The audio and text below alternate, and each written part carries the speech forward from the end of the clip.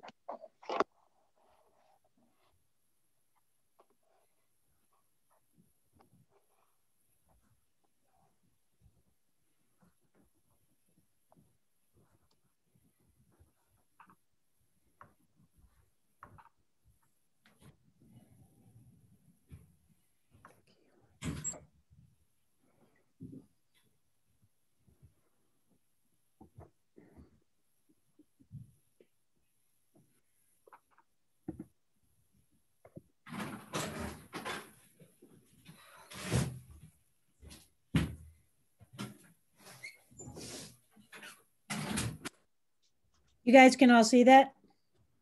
Yep. Yeah. Good. Suddenly had a panic that. No, I was just where's my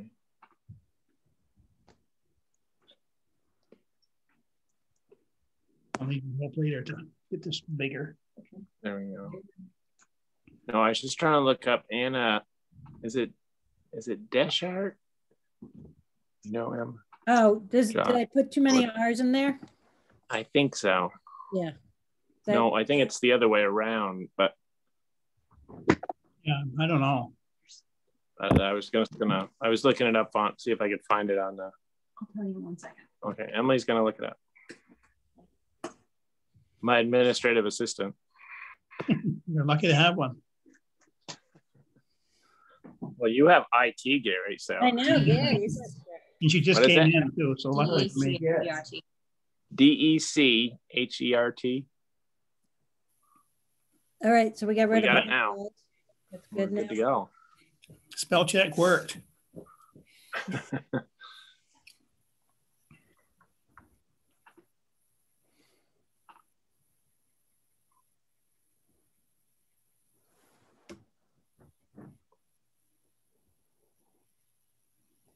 What is Larry's truck anyway? Is it number 2? Could be. I don't really remember. It's a 10-wheeler anyway.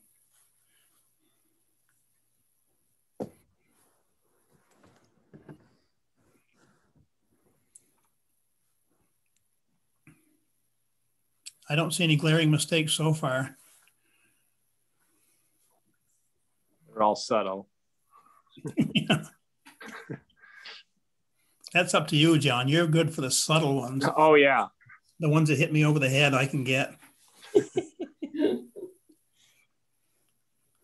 So February 26th. So we've got at least one. We've got 2 new library trustees. Yep. Oh, and now Anna's spelled right there.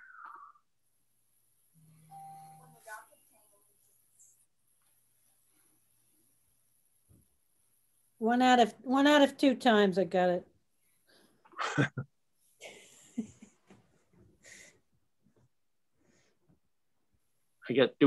We're discussing the transfer station, Wendy, so we can get back to discuss it every week.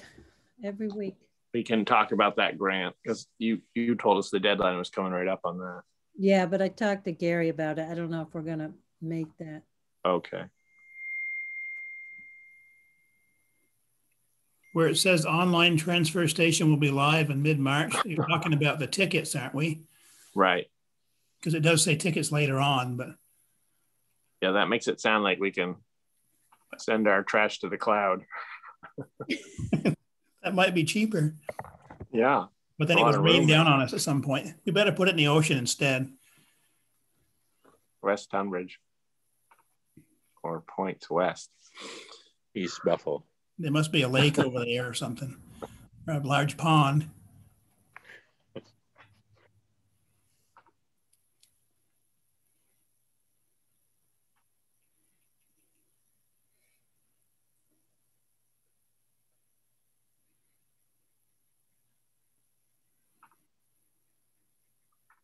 So Wendy, when it says the select board voted to approve this, did we make a motion and a second in that way? I think that's a good question. I don't think so. I think just to approve.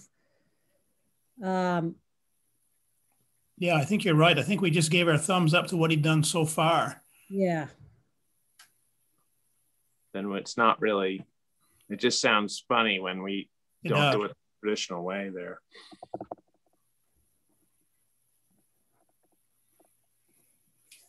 Just say we approved of. Yeah, it's sort of like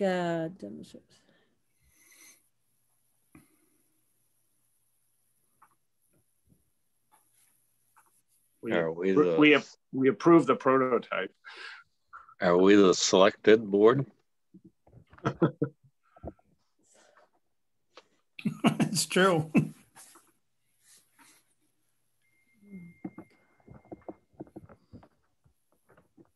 Select board approved this prototype. I feel that we are, but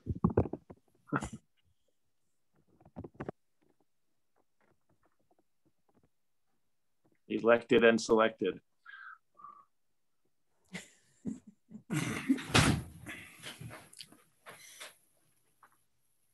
Selected board. I like the selected board. I think we should branch out, be different. That would be good. The only one in the state. Oh, here's one. Tunbridge Residence.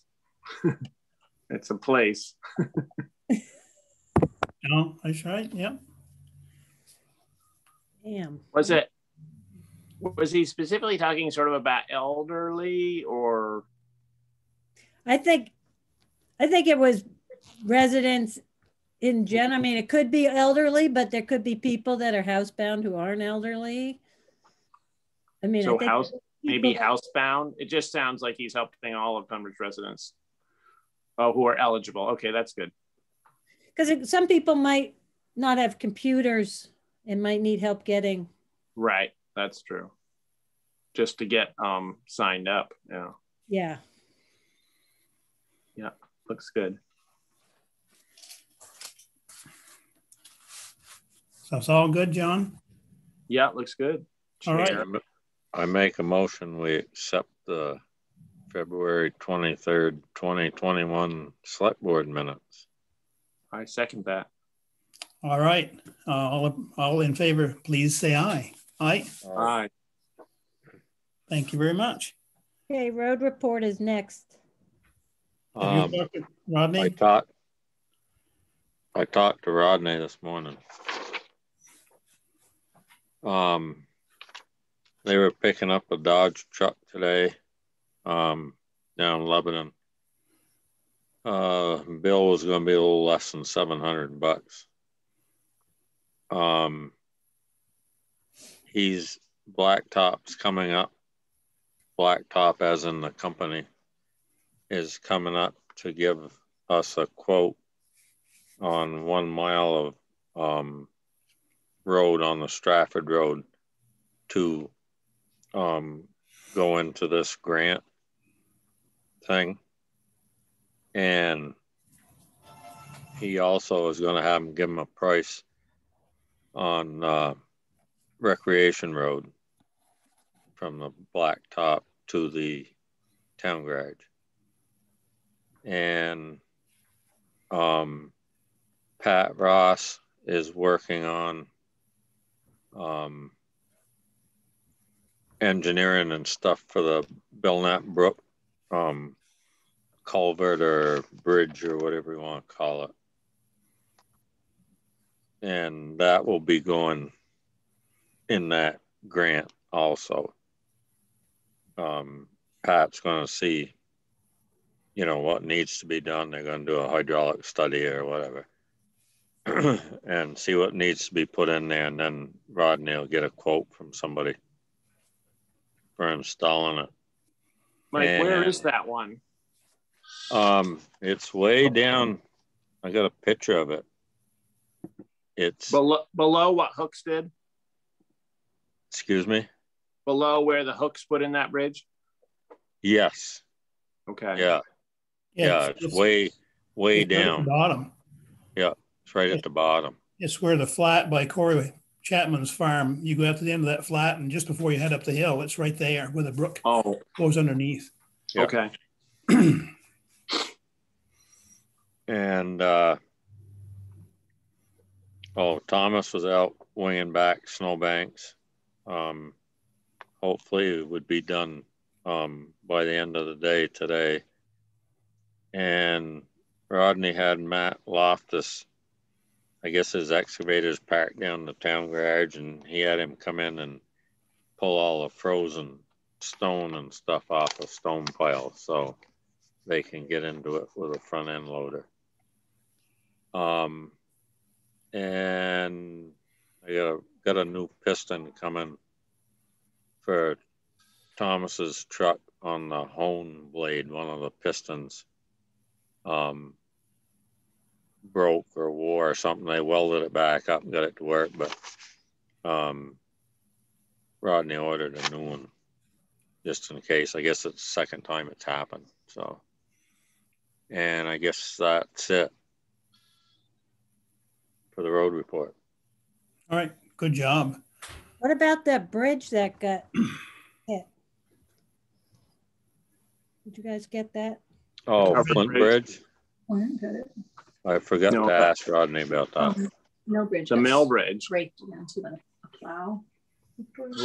We were going to put some new boards on the Mill Bridge at some point. Yeah, but I guess somebody whacked Flint Bridge too. And not recently? Yeah. Yes. Oh. Man. Busy. Yeah. The Mill Bridge is all fixed, but I don't know about the Flint Bridge. I hadn't heard about that one. Well, that guy that lives there. Oh, yeah, Mike Schaefer. Sent us email or something and said somebody had whacked it. Huh. Yeah, did Rodney say anything about that, Mike? Did Rodney say anything about the Flint Bridge? No, and I forgot to ask him. But I'll make a note of it. Yeah. And supplies, they're holding on? Yep. Yeah, he said everything was good. Basically, he's getting nervous about 60 degrees on Thursday, but yeah. Well, meteorological winter stopped today, so now we're in the season.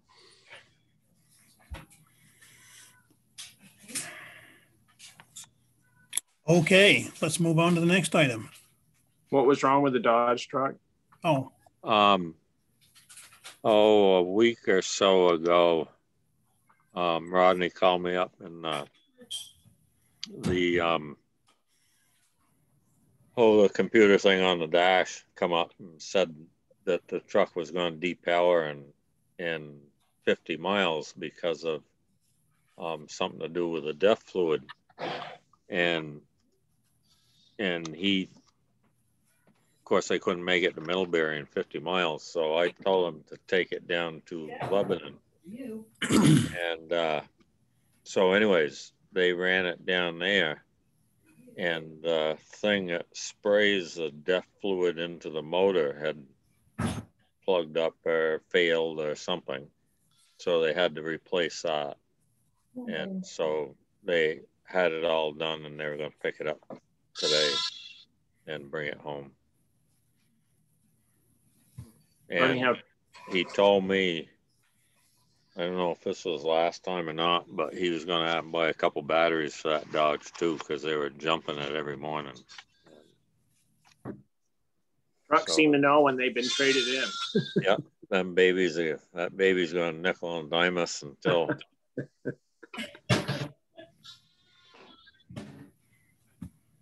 John, have you got one of those pull toys that somebody's pulling across the floor? It sounds like a lamb. Yeah, I do. Emily's making the other members of the Selectboard mask on a sewing machine too. So there's sort of cacophonous here.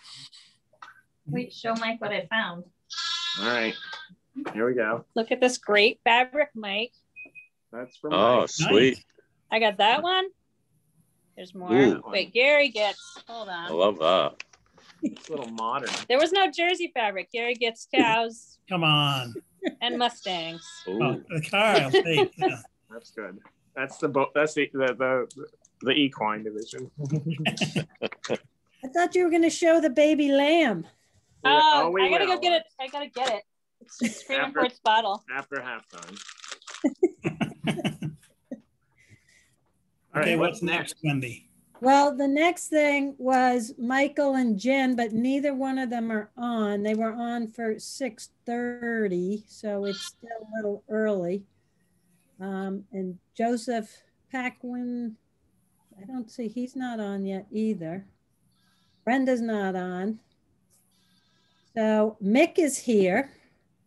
I don't know if you want to talk about the transfer station. Sure, we're at 6:19 right now, so we've got time. Rearrange the agenda a little bit? Yep. Okay. I move to do that. All right.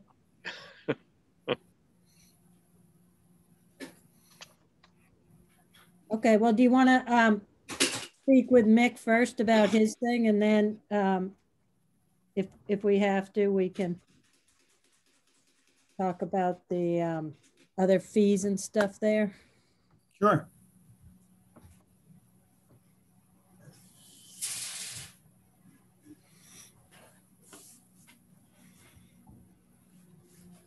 Let's talk to Mick.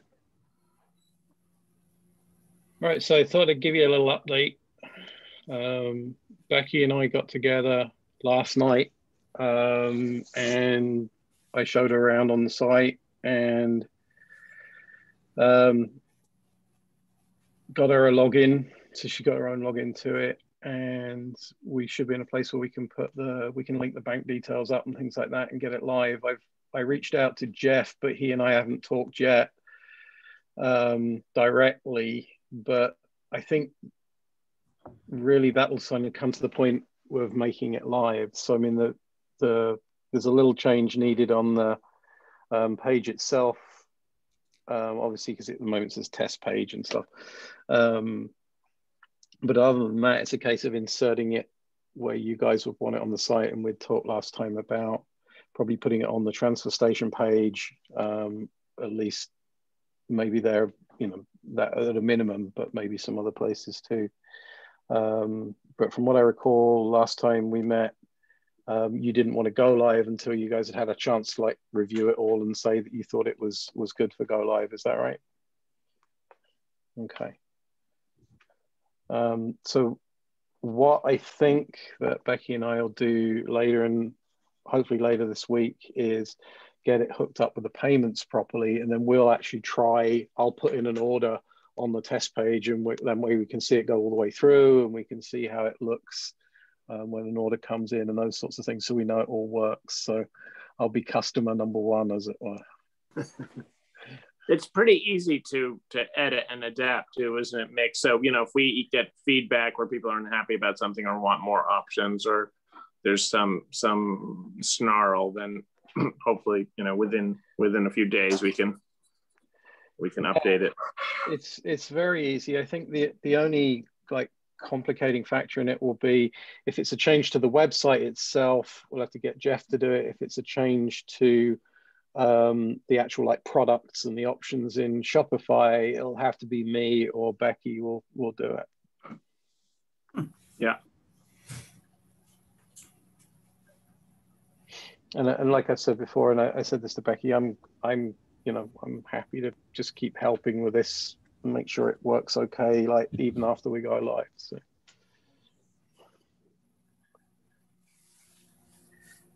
I think the only thing we were waiting on from you guys was the actual list of fees, which I know you're going to be talking about because you'd said you wanted that on the site as well, right? Yeah. And when do you email us some of the stuff?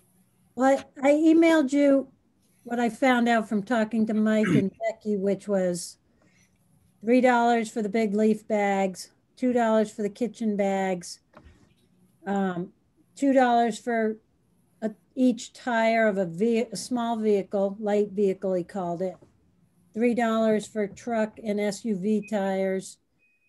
And then Mike said he did the large items like the mattresses and couches. You know, he kind of looked at them and if it was kind of judged it. And then he said the metal never had a fee, but when he was cleaning up, he's been doing a lot of cleaning up. He found a sign back by the fence that said fee for metal, but it had no number, but it just said fee for metal. So he's like, I don't know. I was told there was no fee. And then the recycling has no fee, but some people, I don't know if it's hordes, but you know, there are other towns next to us that are charging for recycling. So. What's the matter? A cat. So those were the fees. And I'm wondering if anybody has any feedback because there was no sort of official. Well, those sound like decent enough fees to me, and I don't know if that covers everything or not, but it's a start. We can start out with that, can't we? And then if something changes or we want to change something, we'll just have to update it. Right. Was there a concern about people coming in from other towns with a bunch of recycling, since their towns are now charging for recycling? I don't know if it's going to spread or if it's limited or what, but Mike said, and some of those people did have very large vehicles filled with recycling. Well, I think we need to, at the very least, maybe advertise or something to say that we only would like people from Tunbridge to show up at our transfer station versus allowing everybody from around the area. You know, if it's Royals and Bethel, I think just started charging, right, Wendy? But have other towns also? Somebody from Stratford showed up with a big load. Really?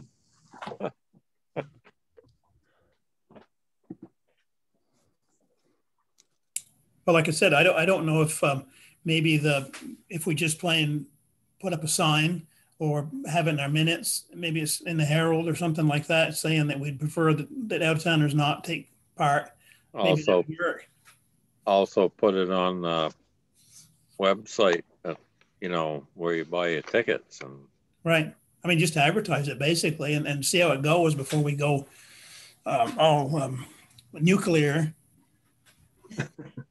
It'll probably make it worse, right? People will be like, oh, Tunbridge is free. I'll go over there. Right. Maybe we ought to get everybody in Tunbridge one of them little badges with a picture on it. Right. Like they have at the hospital. Yeah. And then when you show up at the dump, you just whip that out. Facial recognition. Either that or we could allow them to recycle for free, but there's a charge, a fee for exiting the transfer station. What if they just leave their car there? Then what are you going to do? Depends on what it is for a car. What you got there, John? A neck warmer? Yeah. See, Mick has one. I'll be like Mick. I'll just have like a lamb. That's the latest. What's his name? Its name? Patty cake. They're all Mother Goose. Mother Goose thing. Cute. So what about tractor tires or big truck tires? Do we have bigger than a truck and an SUV, like bigger. Yeah, like a, you know, if Farm All Fixed comes over with a whole load of giant tractor. I was hoping you wouldn't bring that up because I was thinking about that. Well, he usually puts them over the bank somewhere. Yep. Right. So I wouldn't worry about that. He's mending his ways. Yeah. Don't let anybody come in from East Bethel, though, into the transfer station.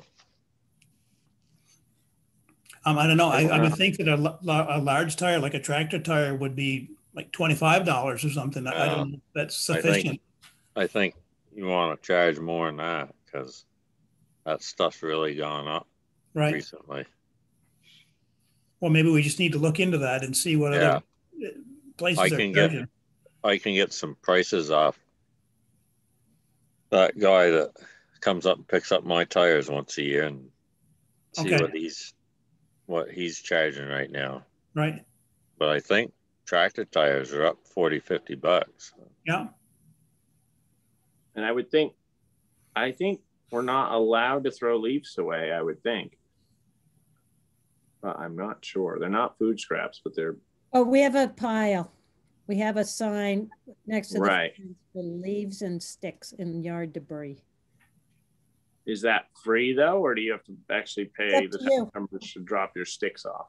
It's up to you. No, you said a leaf bag was $3, so. Oh, I'm sorry. A leaf bag meaning that size bag. What is it, like 30? Oh, like a 42-gallon. Yeah. Right. All right. I called it a leaf bag. I get it. Like one of those jack-o'-lantern leaf bags that are like 500 gallons.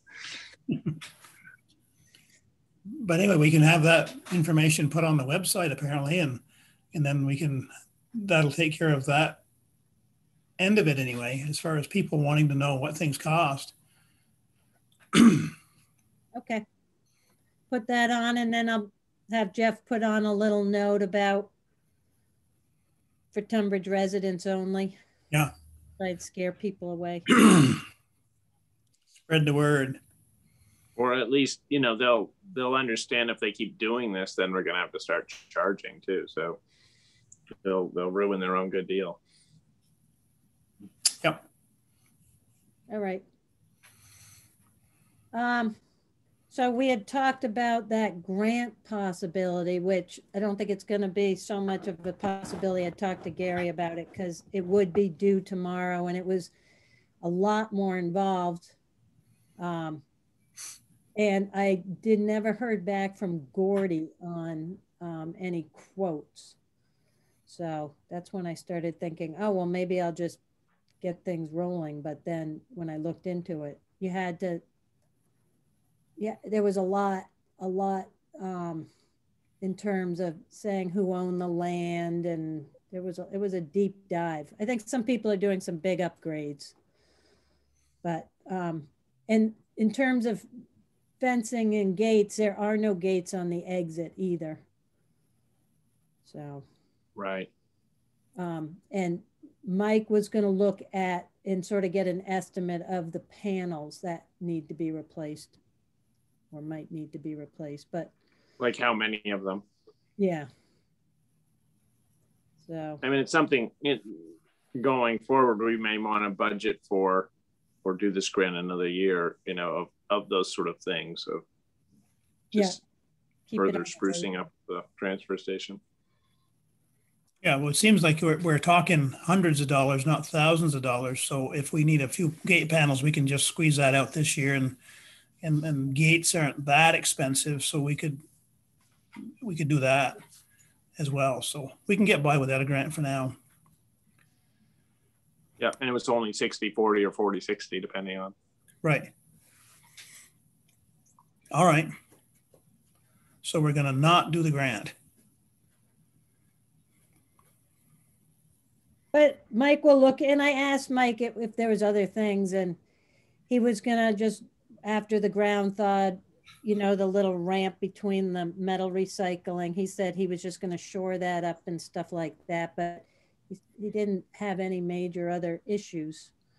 So, and I didn't want to get the, like a big you guys had talked about getting a big sign with the prices down there too. And I thought I would do that after, now that we have some confirmed prices. And you want me to get one of those from Janet? Do you want a price sign down there, or? Well, unless we find we need more prices, and maybe we ought to just wait a little bit to see How it goes. We should probably be pretty accurate. Like, you know, a $2 ticket goes up to, you know, whether it's 13 or 30 gallon equivalent bag, and a $3 ticket's up to 42 or 55 or whatever, just so, you know, it's like, otherwise I think it gets pretty, Mike has to be involved with judging every one.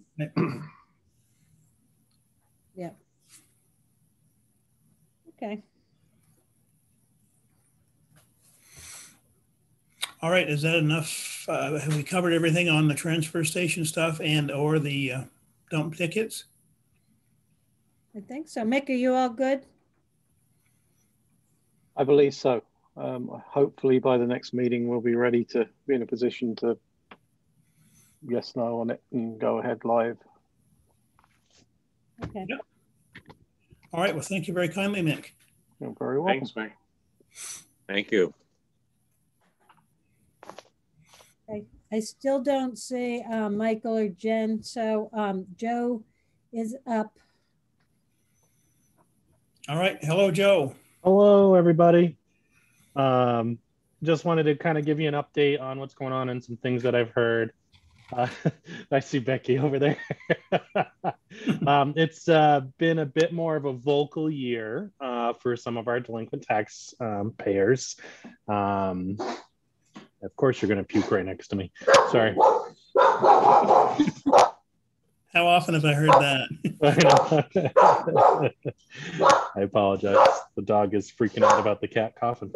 Hold on 1 second.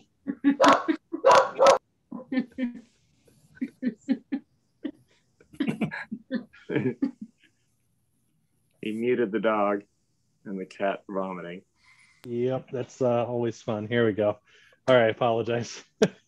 So yeah, it's been a bit more of a vocal year. One taxpayer, I think I forwarded it to you all, Stephen Hard, or Stephen Hard, was asking if there was any COVID relief programs similar to the ones that Randolph had done. And I looked up Randolph's one at Mike's request. Bear with me. Sorry. At Mike's. All right, I'm going to go to a different room. Hold on.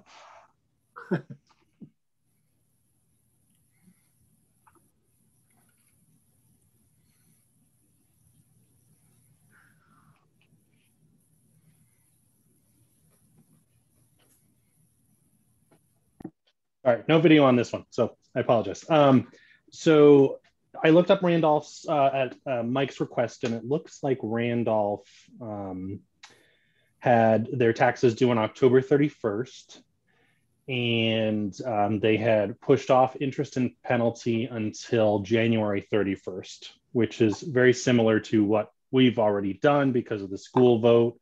You know, our taxes are due November 1st. We didn't impose any interest or penalty until February 2nd this year. So I don't know how much more the board wants to go with that. And, you know, I'm not advocating either way because obviously I get paid to collect taxes. But, you know, that's just something that the one taxpayer had brought up. There's also going to be a lot of people requesting abatements. I've given that information out. So we'll be spending a lot of time together, everybody. Questions on that? All COVID related? So one of them was I didn't receive my notice. Another guy, his address was wrong, and just kind of like random stuff. For one of them, the family member's dying. And so, like, you know, whether it's you know, can be qualified as an abatement is debatable, but that's not for me to debate. I just tell them they have the right to an abatement and to look it up and submit a letter, and we can go from there. So yeah, it's it's definitely been a bit, definitely a struggle this year. Poor Becky's been getting some of the interesting phone calls. So it's. I almost quit today. I will say that. I almost said I don't need this. Yeah, it's and that one taxpayer, I talked him off the ledge, Becky. So. Let me tell you, I was like, I don't need to be abused like this. No. He's got a huge dog. Yeah, and so what I think will, what is the board's pleasure with that? Because obviously the taxpayer had requested if there's anything that the town is doing, or do we feel that we've fulfilled that with our delayed due date? I just want to make sure I'm able to answer their questions appropriately. So I would have feel that we've already helped, by not charging interest and penalties till February. Yeah, and honestly, anybody that was delinquent prior, we didn't charge interest most of last year just because of COVID. We just left it as what it was and hoped that we could collect what we could collect, because it's obviously been a struggle. So what about anybody else there? I don't know if we need to make a motion or. Well, Joe, what is the total amount of delinquent taxes similar to last year and years past, or is it higher, lower? It's actually lower. I think giving a lot of people until February to pay actually helped a lot of people. Yeah. And I think it's like $20,000 or $30,000 lower than last year in total delinquent taxes. And, a couple of the big ones have already paid, which brings it down even further. So I don't, there's probably some individual circumstances of people struggling, but I think as a town overall, I think we've kind of been able to succeed a little bit by not having as, be double what it was last year, right, or something like that. So definitely a good thing. Joe? Yes, sir. What's the process for an abatement? Is that if somebody is seeking an abatement, do they meet with you or the listers and try to work something out, maybe a compromise, sort of similar to the grievances that we hear, where the listers are involved, and then finally, if you want your day in court, the whole Board of Abatement or Board of Civil Authority, listens to you. But is there that sort of mediation period in between? So there really isn't that much. So obviously I'm charged to collect based off of interest and penalties that the town voted on to have imposed on each individual taxpayer. And I try to be fair across the board. And that's, I can't necessarily get in the middle of all those little things. So typically a taxpayer would write a letter to the town clerk. The town clerk would provide them with all the information regarding an abatement. If the taxpayer wanted to proceed, the abatement board, and Rudy, tell me if I'm wrong, I saw you on here. The abatement board would come together. I'm only there just to give the dollar amounts, because obviously it's a conflict of interest for me to have any inputs. And then, I think in terms of being fair to the citizens, having a jury of their peers per se would be best, but I don't know if that makes sense. Yeah, I mean, I guess it just, so it's more the town clerk who might give the facts to a landowner in search of abatement, as far as if my house burns down halfway through the tax year and I'm like, I'm paying taxes on something that doesn't exist anymore, as opposed to I didn't get my bill.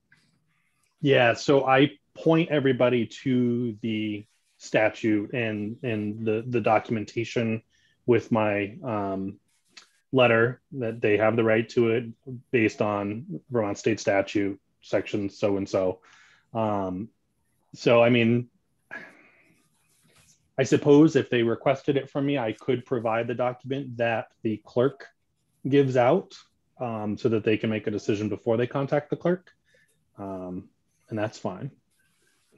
because I think we're going to unfortunately see a lot more people requesting abatements. But we'll see. Okay. Thanks, Joe. No problem. Other questions?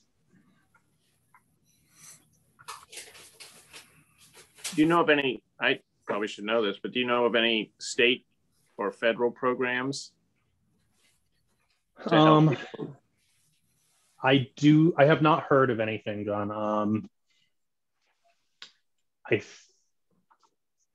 And that doesn't mean that something's not in the works, as part of the COVID, because what are we going to get, another $1.2 billion or something like that from the feds? So, and that may be something we, as the legislature, or something we can bring up to say, there are people that have been adversely affected, but how do we separate those people? Like the one property I forwarded to you has been delinquent every year that I've been a delinquent tax collector. So like how much weight do you put to that versus somebody who's just suddenly delinquent, who's always paid their taxes on time, and they've lost their job?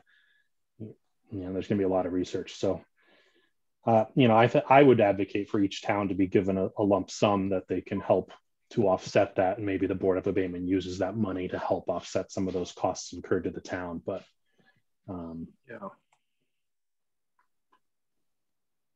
nothing I've seen. I've been in the Department of Health lately, so it's been fun. All right.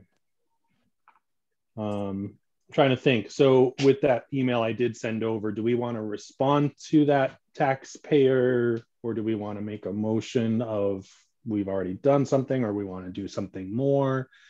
I just want to make sure I can respond to him appropriately.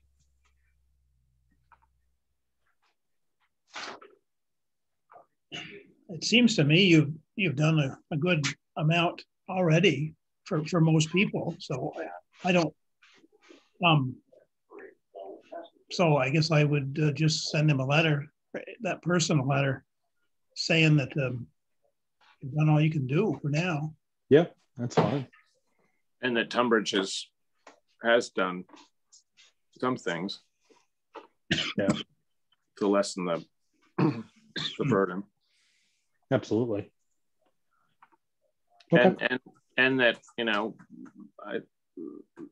abatement is still a possibility. So very true. All right, I'll go with that. Any other questions for me? Joe, do you know that document that the town clerk provides? I don't have a digital copy of it. Do you have a digital copy, Rudy? Yeah, it's on the Secretary of State's website. Okay, perfect. It's called About Abatement, and it has the whole thing spelled out pretty clearly. So it might be helpful just to have in mind to provide to people up front, because I think it clarifies a lot of the issues from the get-go, rather than have somebody think it's something different than what it is. Absolutely. All right. Thank you, Rudy. And thank you for earlier too.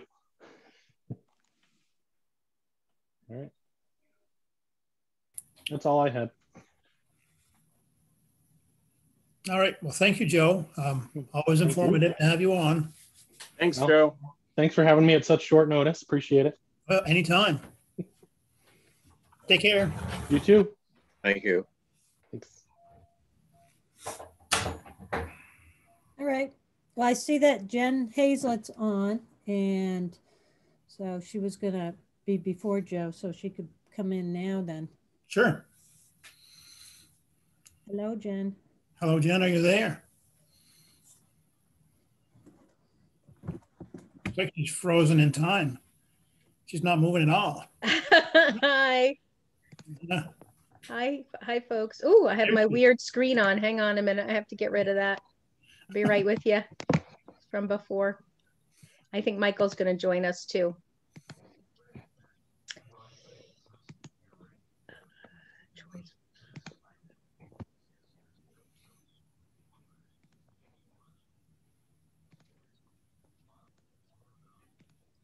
Okay. Now I'm normal. Right. Right. So Michael and I, if you have actually other things to do on your agenda, we can hang and wait, because he was supposed to be joining and leading this conversation. I can certainly get started, but certainly like to wait for him if possible. Okay, what do we got next, Wendy? Brenda, but I don't see Brenda on just yet. Nope. Brenda's not there. Okay. Well, we could have, there's the warrants, and then also Liz York. I didn't put her on there, but she was just going to give a little update on the trustees, public trustees of funds there. Well, if Liz is still hanging out, let's do that. Seems like that'd be a 5-minute thing. I am here. You can't see me because I'm on the floor with some back issues. Okay. It's very undignified, this aging business. All right. You can So speak from the floor. And I'll have to, because I think Matt was originally planning to come, and then he wasn't sure if he should come. And so he may even try to hop on at the end of the meeting, because originally I emailed him saying we may come as under other business. But I guess my question is, what kind of details are you looking for? Do you just want updates on the balances of the funds? Do you want to know what the sort of, I think I had an email exchange with Wendy earlier when you guys were putting together the budget, you know, about the different restrictions that the different donors have put on the fund.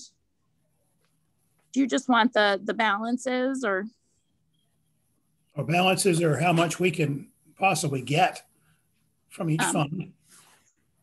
Okay. I'm going to try something very technologically advanced, which is Matt. He checked in with Edward Jones, and he has the most up-to-date numbers, and he emailed them to me. So, Wendy, I think if you give me permission, I can share my screen, but I've never done this before. And it's a photo.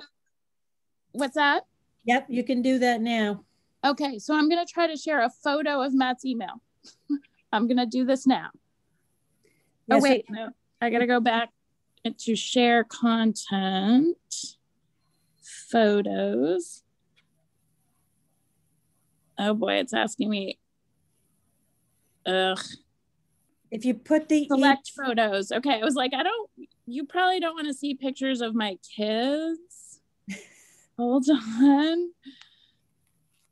Oh wait, sorry. Sorry about this. I'm learning on the job here. Okay.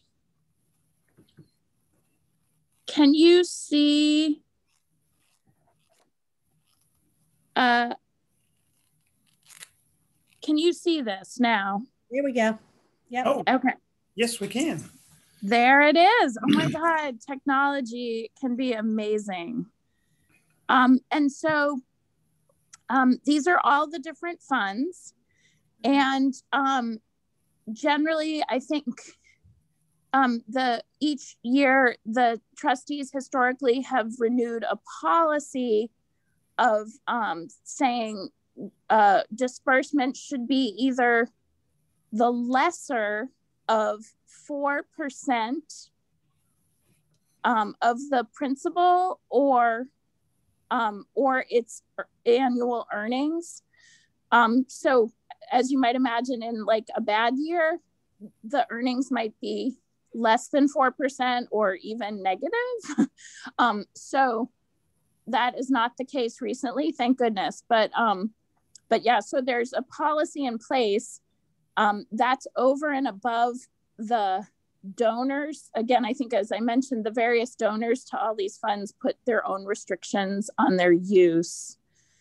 And so I think back at the January 25th meeting I was at, You guys had budgeted 15,000 to come from the highway fund, and Becky, you can jog my memory here too. And then I can't remember the amount for the cemetery fund. I think the cemetery was looking for 3,000 if possible. Okay. Which it looks like it was. Or is. Yes. Okay. Yeah, and the town, the highway is, I think, 15 is what we put okay. And as you can see from the chart, that's, you know, below what's available. And I think the cemetery one, we have to, that cannot fall, I think by statute below 100,000. But again, right now there's a good cushion because for reasons I can't figure out, because we're in a pandemic, the market has been very good.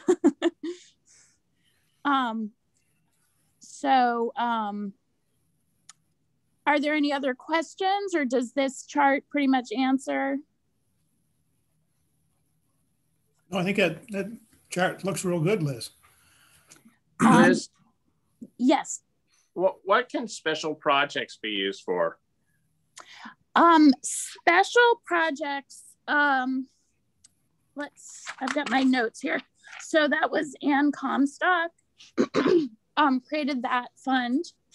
And this is just from memos that are in the files in the Trustee of Public Funds records that it was supposed to be for unusual or out of the ordinary projects. And she had language that said it is specifically not to just subsidize the town's operating budget, was what was in the file. The other thing is that she restricted withdrawals to the principal. Interestingly, her original gift was 40,000. She gave an additional gift of 24,000 at a later time. The project came before my time, but I think there was a substantial withdrawal for the town hall. Is that ringing bells for people? Yeah. And so that meant I think it went down to that original 40,000 principal. So I don't, I'm not an expert on this sort of thing, but when I would have interpreted it as saying that the 40 and the 24 together, that original, the money she gave, 64,000 is probably what should not be invaded.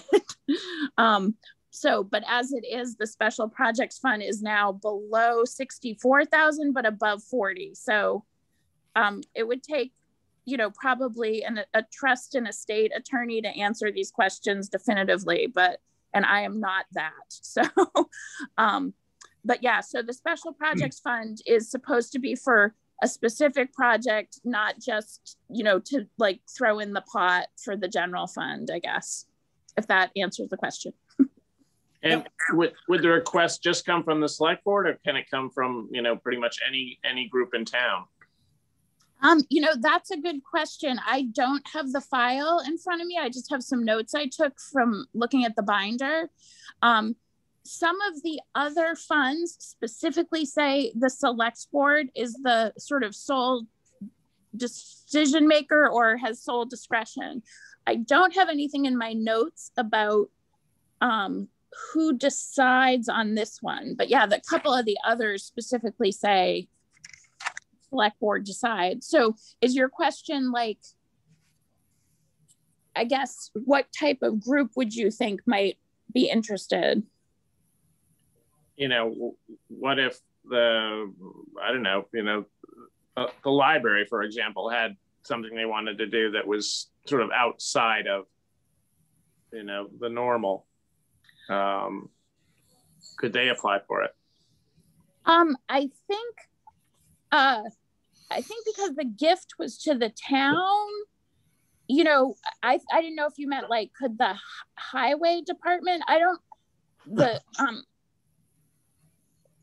I think it would still maybe have to ultimately come from like a municipal elected person or somebody who works for the town saying, I will say, as you can see, the library itself has its own fund, that 219, and that actually we do not have any sort of say over that. The terms of that gift specifically said the library board of trustees decides. So, and they, for a while, I think they even sort of administered that fund themselves. But because we get a lower, like by aggregating all the different funds together, we get a lower, Edward Jones charges us a lower rate. Plus, I think the library didn't want to necessarily be dealing with like a, investment manager person. So we sort of just like pass things through to them, the statements, and they decide about withdrawals, if any. So yeah, the town library one, that's, I think, the one fund that no municipal officers really have any say over that one. But yeah, I would say special projects, it would probably ultimately have to be something that like you guys did sign off on. You don't necessarily have to originate the request, but. Yep. Although the cemetery commissioners are the ones who request for the cemetery and village cemetery. So we don't seem to check off on those. I was going to say, I think generally, yes. And again, I don't, in my notes, I don't have on either one of those funds, there's nothing specifically that says the select board decides. So, and frankly, and Becky, you can correct me if I'm wrong, but I think Becky sort of coordinates with them and just sort of checks in with the trustees, what's available, and then they make a request. But of course, everything gets processed through Becky anyway. I usually do help the cemetery commission. I think Euclid did it for years and years, and then as Euclid has sort of had a harder and harder time, they've let me sort of make those requests and help them with their budget and things like that. So that's usually how that works. And I guess for completeness sake, obviously the school library is done through the school district. So again, that's a fund that the trustee of public funds sort of oversees, but it's the school district that makes that request. And that goes into, they spend it on the school library, which is, in theory, defrays some of the school budget, but not the town budget. Well, that's interesting. Could potentially, given First Branch, we could buy a bunch of books for the Chelsea library, the Chelsea School Library. I have been chatting with Elaine about this more because the timing of that request kind of got off. So anyways, I did check in with her and it's probably 2 months ago, but and so it was the Edith Grant, that's the Edith Grant Fund, who was, incredibly generous to the school. And I'm trying to remember, I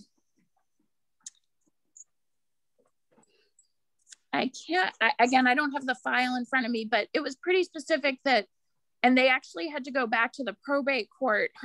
The amount of money she gave was generating too much money for her, the specific thing. It was like for reference materials. And at some point in the 80s, the town had to go back to the probate court, or I'm sorry, I guess it would have been the school district, went back and said, there aren't enough school reference materials to use this money. And the probate court issued a decision saying it can be used for any library purposes, I guess. Again, I'm just going on memory of what's in the file. So, but I think it did say the Tunbridge school one. So, I mean, it will be interesting going forward. I don't think necessarily it would be buying books for this physical school in Chelsea.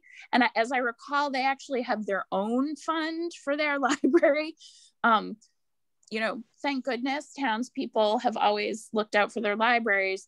But once we have Chelsea students going to school in the Tunbridge school, I mean, the books would still be for the school in Tunbridge, but Chelsea kids would be benefiting by reading those books if they're physically in the school. But that's probably still consistent with the terms of her gift. Right. No, it just brings up interesting jurisdictional things going forward with districts changing or shrinking or growing, and how towns are told to sort of think of first branches as one unit. Right. Yeah. I mean, I know back from my Act 46 days, this was an issue more on the Chelsea side because the Chelsea school district has a number of scholarships that the school district oversees and disperses. And, of course, it always said to a Chelsea high school student, it was for like going on to college and things and music. There's like a music scholarship. And I didn't join the unified board or run for the unified board. So I don't actually know 100% how that got resolved, but I do recall they had to talk to the attorney about what would happen to all those scholarship funds. So yeah, I'm sure they're dealing with it in some way. I can actually answer that. Oh, thank you, Becky. All of those are still going. They've just changed the wording to a Chelsea student in high school. So graduate from high school, but it's still considered a resident of Chelsea. And I think they have to have an application process now of some sort. Well, and that's different because, right, Tunbridge kids who went to Chelsea High School were eligible to win those scholarships. Right. John, you could go stir the pot at the next school board meeting about this if you are feeling. No, it's just interesting. I think how Edith Grant gives an incredibly generous sum to the town, to the school library, and then over the years, right, if the school doesn't exist or if it's some other iteration of it, all these issues come up again. Yes, yeah, I will say, at least luckily the probate court seems to have the record for her at least. So often, like when the school ceases to exist, there'll be something in the will that says, where it goes in the event that the gift can no longer be administered. So. Yeah, great. Thanks, Liz. And any other questions about the state of all these funds or, anything going forward? Jerry and Mike, do you remember what we asked for this year? The various funds? Yeah, for the next fiscal year. I felt like Becky said the highway was 15,000, and I don't remember specifically anything else. I think it was just the highway that I remember. Yeah. Yeah, that's the way I remember it. I mean, the special projects, maybe here again, if we're going to buy some gate panels at the dump or something, we could dive into some of that money, or gates or signage or anything like that. Because Anne left that money on in memory of Merritt, and Merritt loved to go to the dump. Actually, I have a question for you guys, do we have a current town attorney? Yes. Who is that person? Tavian Mayer. Oh, okay. I hesitate to ask questions of attorneys because it costs money. But that, as I was going through the file to kind of look at these things, that was the fund that I had the biggest question about, because she gave 40,000 and then 24, right, and then said just the income, or again, my notes just say restricted principal. And so I'd be interested to hear an attorney's, a practicing attorney's opinion about whether in fact we should have been trying to maintain the 64,000 in the fund as opposed to just that original 40,000. So, and again, I don't know,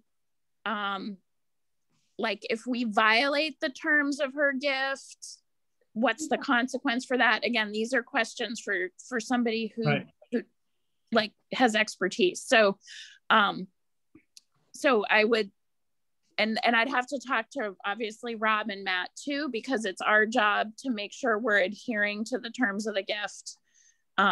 So that would probably be the one I'd be the most hesitant to say, oh yes, like, 1,800 is roughly 4% of that, 50,000.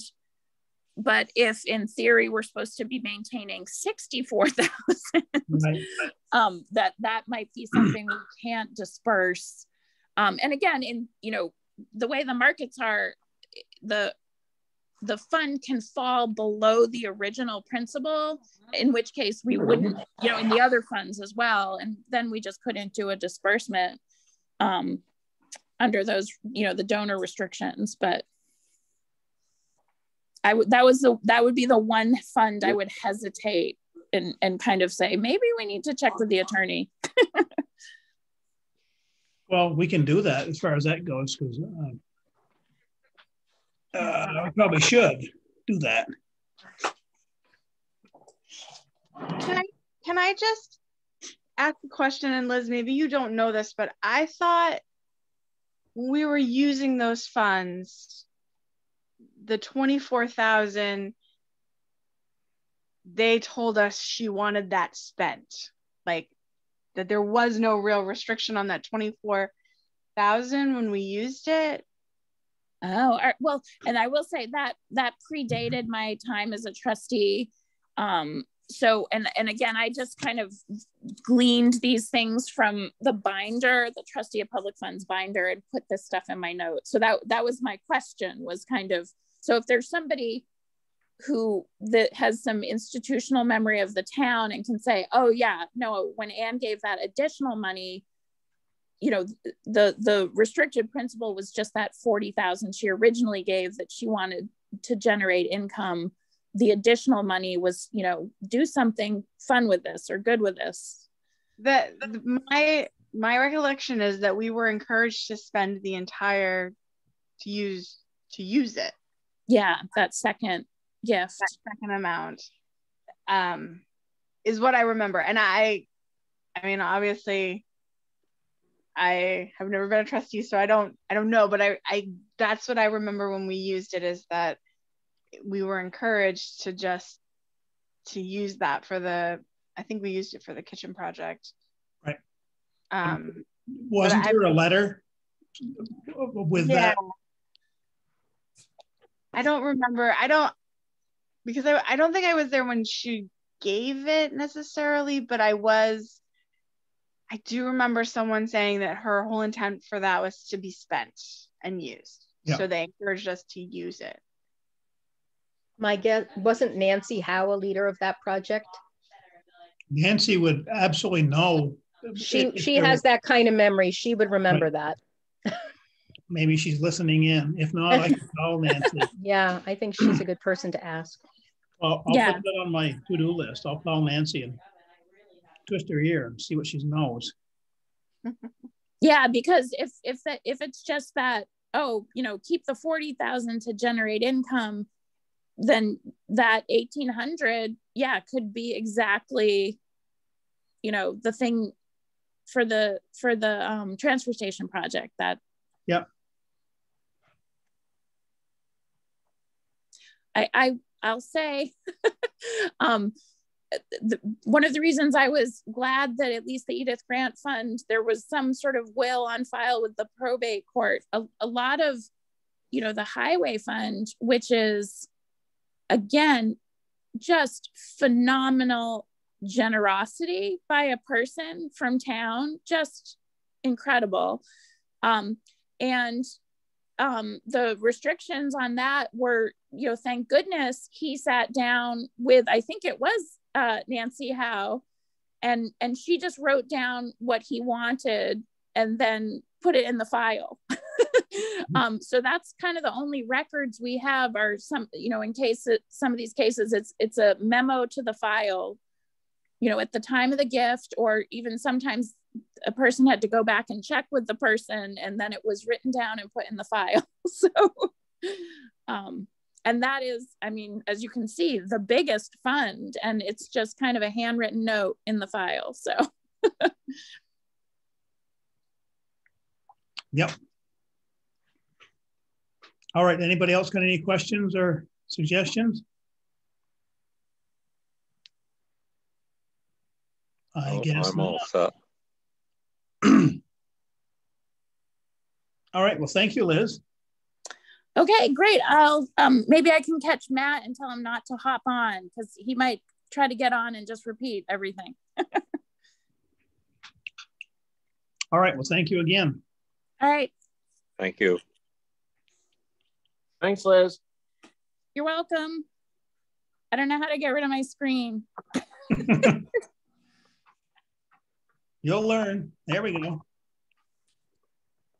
Back at home again. I see Michael Saka. You want to do Michael and Jen? Yeah. And Brenda. And Brenda, everybody's here now. Hi, folks. Michael and Jen, you're up. Okay. Great. Well, I'll start. So Jen and I are part of a group that has been going on since the VCRD effort, which I'll explain here in a second, but we'd like to present an exciting idea that's come up. So Gary, I think you, on the present select board, I think you might have been the only one now who was on when the VCRD process was Yep. ramping up. Yeah, so if you recall, you know, the select boards from the 4 towns of Sharon, Royalton, Stratford, and Tunbridge invited the Vermont Council on Rural Development to this community visioning, which would have been the first time that they did 4 towns at once. Usually they did 1, but they saw this as a kind of an interesting opportunity for 4 towns to try to create some community development work, basically, as a 4-town block rather than 1. So, yeah, and I'll just jump in here that it originally grew out of the New Vista project. That the project, when David Hall was retracted from purchasing land in our communities, people thought, well, what is it that we do want? You know, there was a lot of discouragement about that project, but well, what is it that we really want here? And that's why the Vermont Council on Rural Development was excited to work specifically with those 4 towns. And as a result from that, if you recall, so Gary may anyway, but for the other 2, Mike and John. So what happened was that the meetings did sort of distilled 3 or 4 areas where there should be more work done. One of them was housing, another was community and economic development, another was natural resource protection and creation of an ag network, as well as recreational opportunities in the 4 towns to expand those. Those were the areas that rose up to the most during the 6 sessions that were where the 4 towns met in the residents, up to 400 people or so met from the 4 towns. So, and Mike and John, I think you were at some of those meetings. I'm pretty sure I remember. I went to all of them. Yeah, that's what I thought. I remembered seeing you there. Oh, good. Yeah. So this is growing out of that effort. And what would, there are these organizations or these committees, these 4 committees have been working since that time, since I guess summer of 2019, when we were first formed. And now we're looking to create some more cohesion among the 4 groups, and also to move to the next level of engagement with our communities. Did you get a chance to read this letter, everyone? Mm-hmm. Okay, so I guess I don't really have to go into a whole lot of detail then, but Jen, do you have more to add at this point? Well, I first love to, since it sounds like people have read it, I'd love to hear if there are questions. We're here, we're excited. We have this opportunity to get a very low cost staff person through AmeriCorps, and Green Mountain Economic Development Corporation is willing to help supervise that person and house them. And we want to get more done. There's been a lot done already, but there's no sort of full-time person to help coordinate it. And this is a really cool opportunity. And Michael and I also sit on the Alliance for Vermont Communities board, and we are donating $1,000 to this project as well. We've all, one thing that's not in this note, in this letter, is that Sharon and Stratford have already been requested, and they have both pledged that they would like to participate. Royalton, I think, is tonight. Vermont Council on Rural Development has pledged. So that's 4,000 already in hand as pledges. And at this point, that's all we need is a pledge, because we wouldn't actually need cash until, what was it, Michael, next fall? I think it's in the fall, yeah. September possibly. But we need to have pledges in order to do the next level of the application. We've done level 1 of the application already.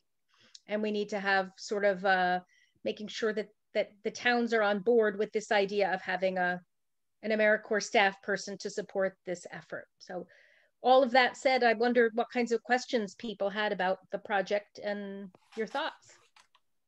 I don't remember. It's been a while since I read the letter, but how much was the total amount that needed to be raised? It's between $6,000 and $10,000. We're going for 10,000 because it's going to be, the idea is that it would be a 3-year position, and that there are, besides, this is a match. I think that should have been clear in there. Yeah. So that any money that's not used in year 1 will go to year 2, for instance. So that's, and I hope that answers your question. And money can be raised, grant, one of the things that can happen is that we can work on raising grants for this person after that. AmeriCorps volunteers cannot write grants to fund their own positions, but other members of that board could. Which is what we're doing now anyway, doing this. We've written a letter of intent to apply to Vista, and also an application. So we're hoping that that Tunbridge Select Board will agree that having communities work together on issues that affect all of these towns would be a valuable thing. Yeah, and we would hope that the AmeriCorps Vista, I called them a volunteer, they're not a volunteer. They do get paid a stipend. They're called members, would be attending select board meetings, maybe not every time, but regularly. And there would be helping coordinate and do communications to help move projects forward. That's the goal. Do you have any questions? That's a good idea to me.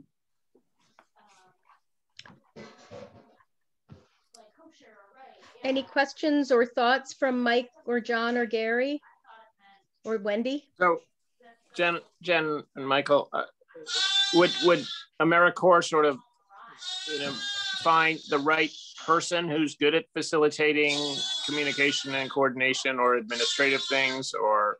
Correct. It's an application process. Yes, they apply.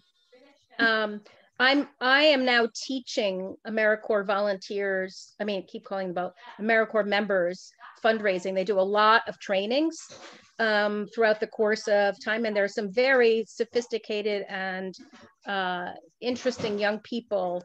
It's usually people. Many of them are Vermonters, but not all. Usually either in life transition, so some of them are older, but most of them are, roughly 23 to 30.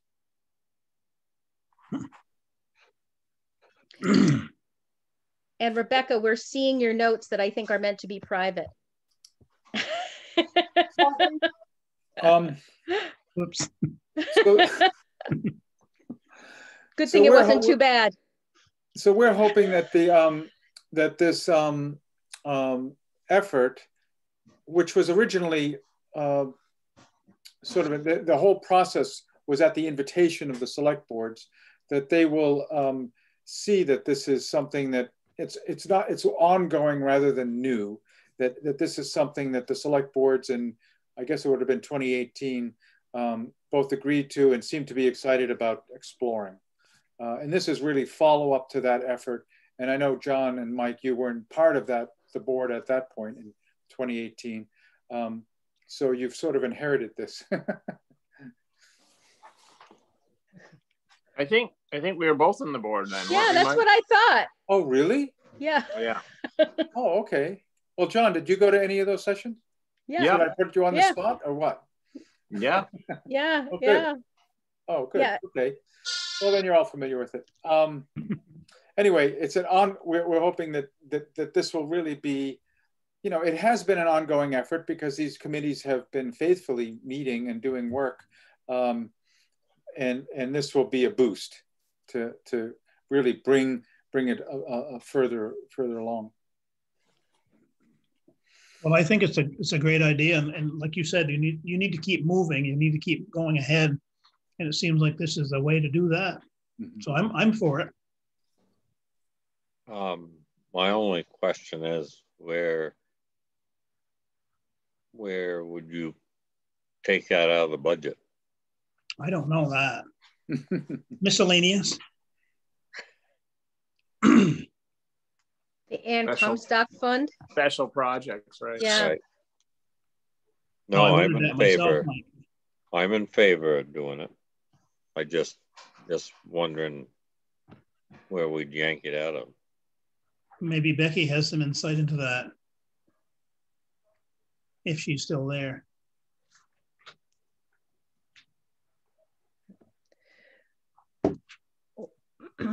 Well, we're excited to hear that. And John, did you have any questions or yays or nays there? I know you're buying a lot, but right. Yes, there we go. No, I think it's a great idea, and just to keep it moving, because it took a lot of organization, and there was a lot of enthusiasm from the four towns and at all those meetings, and just to move towards some sort of fruition of the different groups getting stuff done, whether it's boots on the ground kind of stuff. So I think that's a great idea. Super. Yeah, well, thank you all. We're pretty excited about it. There's been a lot that's happened, but we really need that through thread. We did do a grant to try to hire somebody a while back, but it was a big grant. So, and this is, and it was super competitive. So this is a really reasonable, inexpensive way to get a staff person on board. And also in a restructuring a little bit of the committees. I don't know do any of you know Sarah Danley? So she's super active. Actually, I think she's on the Royalton Planning Commission, and she's active on a lot of community level stuff. She will be stepping up as the chair for the entire project. And that's a great thing, because she's very organized and has a good sense. She's very well connected in this area. She's well connected in this area and at the state level. She's a young woman who works for Vermont Farm to Plate. Well, actually, she works for Vermont Sustainable Jobs Fund. Oh, yeah, thanks. Plate is part of that. Part of that, thank you. Yeah, so she's very, very, experienced leader. And originally, when they wanted to do the 4-town Vermont Council on Rural Development project, they were looking for one person to lead all of it because they knew it was just going to be difficult with the 4 towns. And at that point, no one person rose to lead it. But now Sarah is willing to, so that'll bring a lot of continuity. She's been leading the economic development. The economic development piece, and she's also active in the food resilience group. So it's a good mix. Right. So, but what you need tonight from us, we would just need a pledge basically, and then we can keep you posted about how the application process is going and what next steps would be. Well, I guess I would be in favor of pledging tonight, and then we'll figure out where to take the money out of the budget. You might have 6 months to do that too. So. Right. So let's just, I can't make a motion, but someone else could. Well, I make a motion that we pledge $1,000 towards this. I second that. All right. I third it, but let's vote. All in favor, say aye. Aye. Aye. Aye. Thank you so much. Really Thanks, appreciate folks. that. That's really wonderful. Thank you. All right. Take care. All right. Carry on with the work. Keep us posted. Okay. We will. Thank you. Bye. All right. All right. Looks like Brenda's waiting in the wings. Brenda. There she is. Okay. This should be Hello, quick. good You guys know that we have 2 places in town that we've designated as our emergency go-to places, one of them being the school with a generator, and the other one being the fire department with a generator, the firehouse. And over time, Simon and I have been redoing a lot of stuff, and we've really wanted to use the town hall. And we don't have a generator there, but we've figured out that we can attach a generator off of one of the fire trucks to, if we were without power. But most of the time what we wanted to do is, if the school had an emergency as we work on this plan, obviously we can't use the school and we shouldn't be using the firehouse. That's not appropriate and a good place to have parents and kids coming. Just not a good turnaround. So we want to use the town hall. In the town hall, Rudy could be a little more, because I see you sitting there, Rudy, on that rock. Rudy could fill in more, but we'd like to have a Wi-Fi router, wireless router inside that building. If we did have emergency in there, we could have multiple people trying to use computers. And I don't know what's going to happen with the state. I think there's going to be some real money loosened up over time for more broadband connection, I expect. But for us now, and it probably would fold into is to get a decent router and, just to give a reasonable price. I looked at one of the ones that's rated fairly high this year for a large building, a large space, a large house, like 4,000, 5,000 square foot building, which would fit down there. And it was around $300 if you went to Best Buy. The same object was 400 and something on Amazon, which was kind of a surprise. They were so different. But I wanted to see if you guys were up for that. And admittedly, with COVID, it's going to sit, not be used unless we have an emergency. So that's the sad part. That's the con of it. When the building gets up and running again, that might be a different story.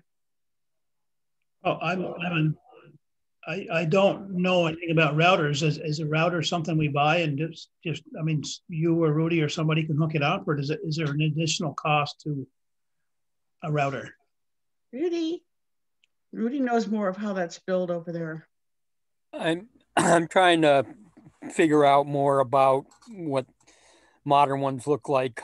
We had one that I believe is probably sitting in the town office, and it has been my intention to use that over there, and it may be adequate for now.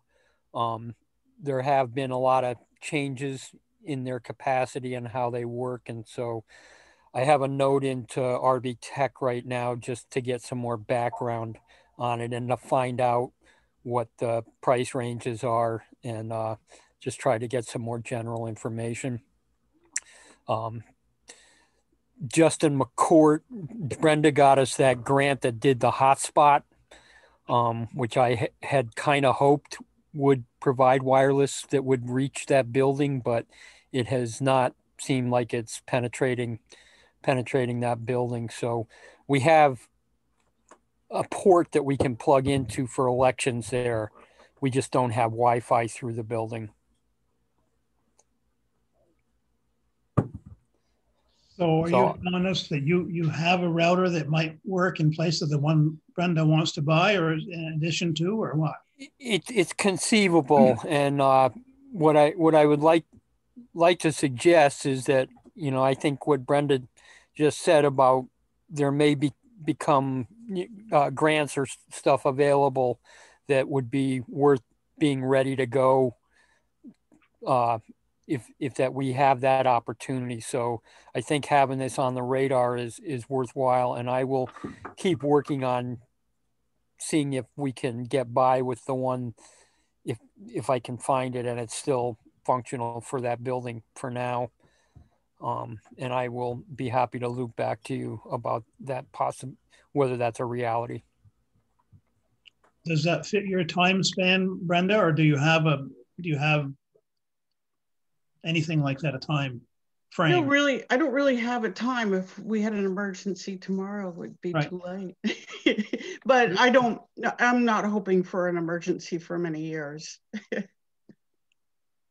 Okay. Yeah, we're going to be, and just so you know, Simon and I are thinking of using that building for a multitude of things. It's a good place to stop traffic, turn it around, send it off on another area. We have more control over all of Route 110 North by using that area. Yep. So we've been looking at the building more and more.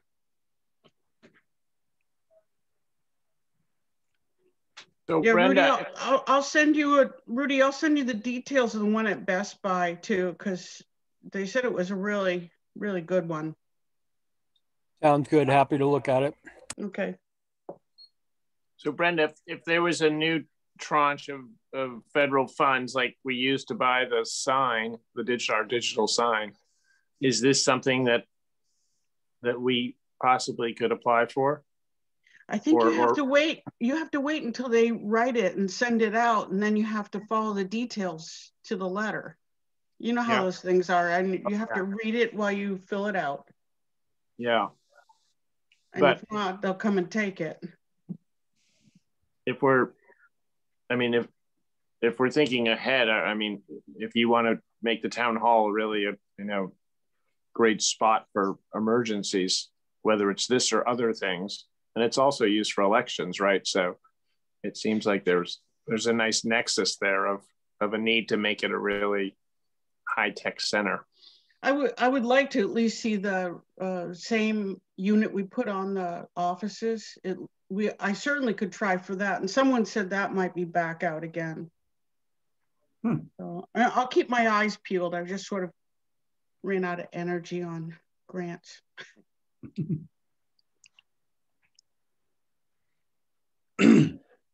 Okay, anything else, Brenda? Nope, I'm good. All right, well, thank you very much. It seems like you're going forward all the time. Oh, Simon and I are we're still meeting every Friday. Yeah. You know, sometimes more often. We're still plugging away at the school emergency plans. It's 100 and something pages we've written. So far. So far. And they're eternally grateful to us. And I think we actually have done a better job than when the state hired somebody to do. Well, in fact, we know we have. Yeah, good. Appreciate your diligence. Yeah, Rudy, we've had a lot of help. Rudy, and now I have other people, Jen Loftus helping, Tiffany Tucker helping, a bunch of people in town, real community effort. Yeah. It sounds like you're getting a lot of use out of the overhead projector. We are. Good. And we will again Friday. If you guys need it during election, remember we have it if anybody has a presentation or. Good idea. Yeah, we have that, and we have the computer that runs it. Okay. All right. So Thank you, Brenda. All right. Thank you, Brenda. See ya, folks. Take care. Bye. Gary, we need a meeting for the Forest Committee. Yeah, I'll talk to you about that this month. Before summer hits and we're all gone. Yeah.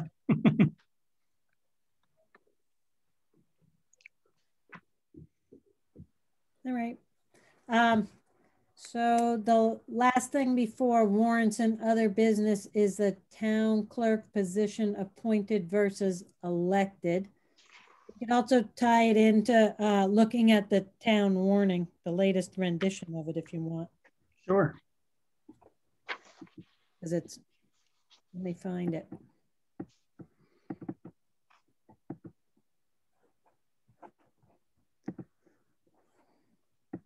Sorry.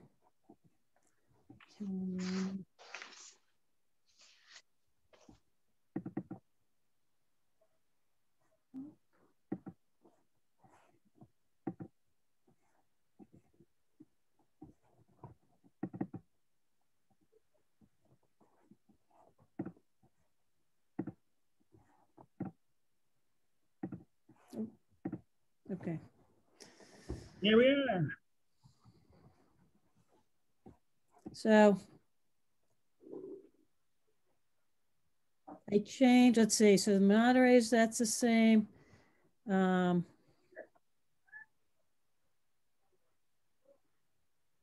that red article is the town clerk position you can discuss. And then I broke up the general fund, the highway fund, and I got those numbers from Becky. So you can read if you like the way those read, 5 and 6.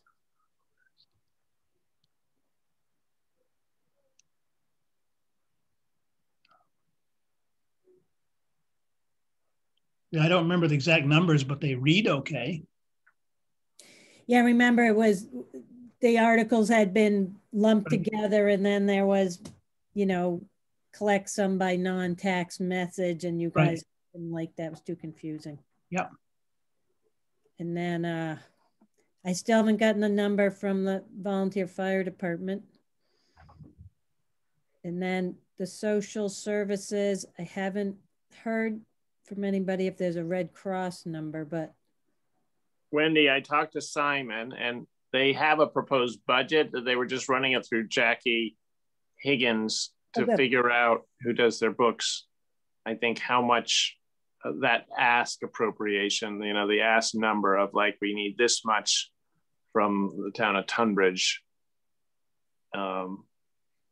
to complete their budget, because they do fundraising and get grants and things like that. So it's that same sort of situation, like, here's our budget, here's our fundraising and other sources of revenue.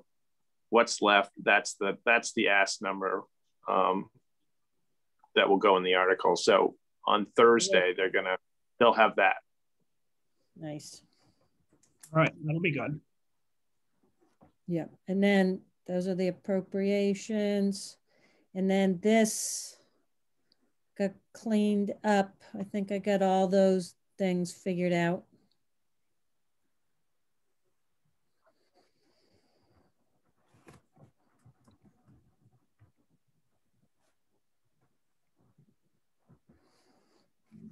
I mean, you don't have to, we can always go back to those too. And then they wanted voter registration information. And then I put when the pre-town meeting is. Yep.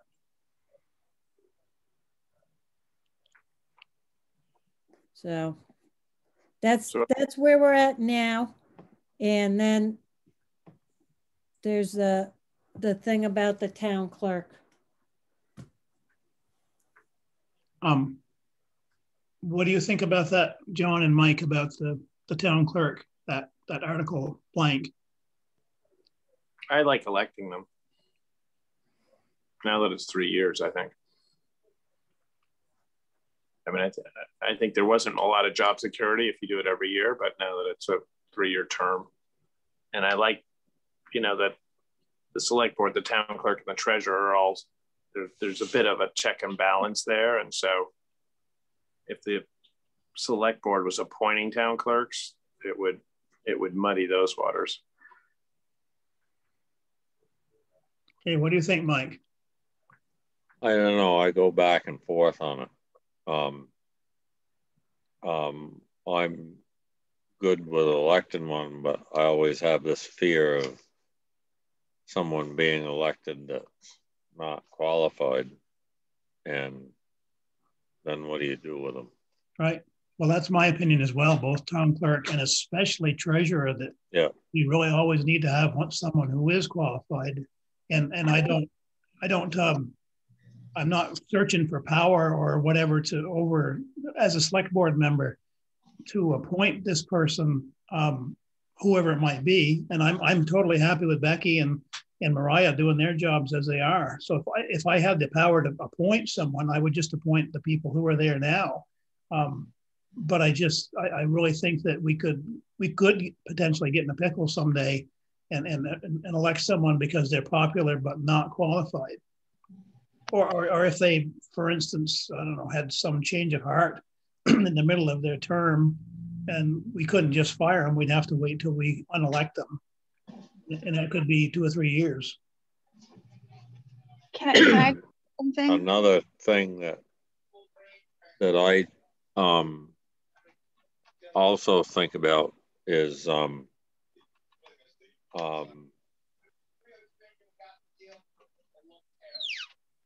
well, no, I guess I won't say that. Okay, Becky, go ahead. I am very for appointing town treasurers. In the past, it made sense for them to be elected, but in the current duties of a treasurer, that could get the town in a lot of trouble, which it did a couple years ago. If someone gets in there and they don't understand the programming, the job itself, the town could just be in a world of hurt. So yeah, well, I think both positions are a lot different than they were 50 years ago. I think there's so much technical stuff and stuff you have to keep abreast of nowadays. Look at listers. Yeah, I think the town clerk can still squeak. I mean, I think it's a job that you need a lot more training. It's hard when if we go to town meeting and someone decides, hey, I want that job, and they run and they get that job, Mariah is not under any obligation to train that person. That is a tough position to be in. So I think appointing people is helpful just because there can be that continuity that I think is important in both positions. My own personal thoughts. Well, Mike and John, do you think that we ought to maybe just bring this up informally this year and just to that town meeting to just talk to the voters and see what people think, or should we have an article? No, my feeling would be to see what people thought about it. Yeah. Well, I think also I agree. Bring it up under other business or something. Yeah.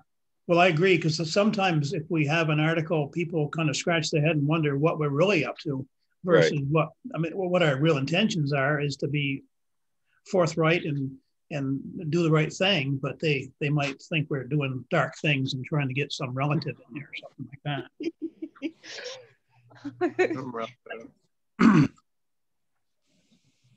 Well, I guess I would make a motion if I could that we not have an article on the warning this year, but maybe just inform people. Yeah, I think that's a good idea. Well, we could bring it up during other business, maybe. Yeah. Or can you during have articles that essentially are just discussion topics? Oh yeah. If you don't have a dollar amount or anything. Right. Right. Potentially we could do that. Yeah. Or talk during select board presentation. Right. We could bring it up as part of that. That's and true. Just say that we're thinking about it and right. and want to hear some input on it. Right. And it wouldn't have to be just that day. I mean, you know, right. Then people would have a chance to think about it. Yeah. Yeah. I mean, it's interesting just in American democracy to begin with that often the highest, most important jobs like president or governor, you know, are just what we were describing. Like you can be popular and run and win them. And right. We're good with that. So it's a bit of a risk no matter what. I told Gary that when I was on the select board in Brookfield, we had a woman that was town clerk and treasurer, which continues on, but everybody loved her. You know, they come in and she talked to them, but she was a horrible treasurer. I mean, absolutely horrible. I used to stay awake nights thinking about if the state ever come down on us, what would happen. She wasn't a thief or anything, but she's just a horrible bookkeeper. And, you know, what do you do in that case? And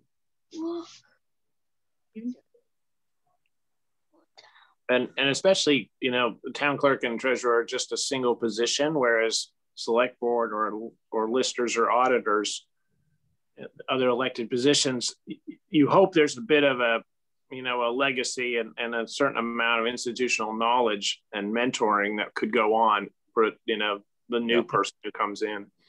Yeah. Right. Well, there are three of us on the select board versus one town clerk and one treasurer. Exactly. Right. Makes it really potentially a problem. And I'm sure, right, some towns have had real problems. Yeah.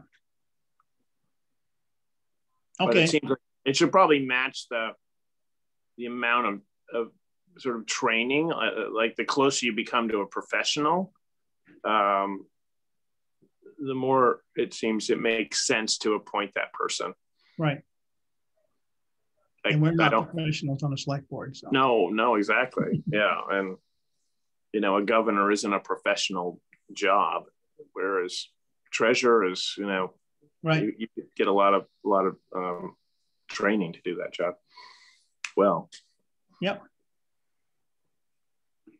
All right. Any more comments on this issue? No, I think we ought to have Wendy write up.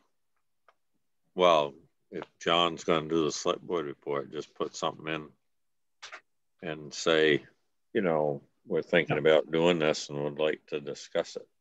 Yeah. Okay. That's a great Just remind me. Yeah. We could put it in the TQ too. Yeah. That's, yeah. Yeah, because that date's, yeah. Okay, so I'll take out that article.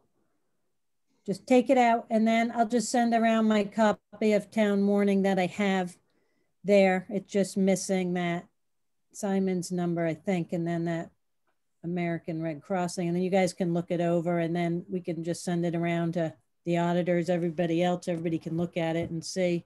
If the fire department's going to do something this week, why don't you wait till next week and send it out? Yeah. That'd be one more number. Yeah. And what's our deadline on that, Wendy, as far as getting it to the auditors? I think I think they wanted to look at it at the end of March, and and then April was when Anissa's school vacation. She said she had to. Right. So that would work out well. Hard dates, but okay, that makes sense then. That's good. Sounds good. All right, what next? Warrants. Warrants. Mike, have you looked the warrants over? No. I tried to this afternoon, but I couldn't get to it. I didn't have time. I didn't have internet access. How about John? No, I didn't have time either. Can we share them? Do you have access to that, Wendy? So you can share them with us on our screens? I don't have them. I can get my little phone and look at them, but that doesn't help you guys. Can I can get my little phone and look at them. No. Or Becky could share them if you make her co-host. I actually am at home and I do not have them, but if one of you can email them to Wendy. Yeah, if somebody emails me something, are they different pages? We can try. Well, there's 3 different documents, but you would just pull the actual warrant up if you wanted to.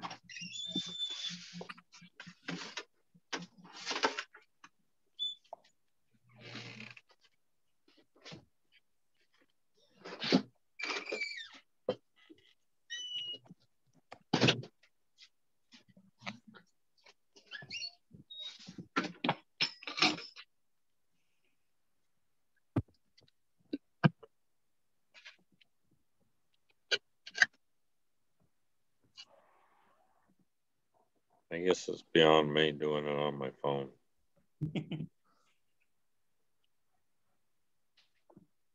You're sending me something, Gare? No. Oh, you're not?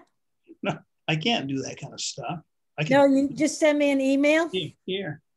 I'm trying here. Maybe I can try. When did you send them, Becky? What's your email address? The Tunbridge assistant, it should pop up. Tunbridge administrative. Under treasurer? Oh, Becky's? Yeah.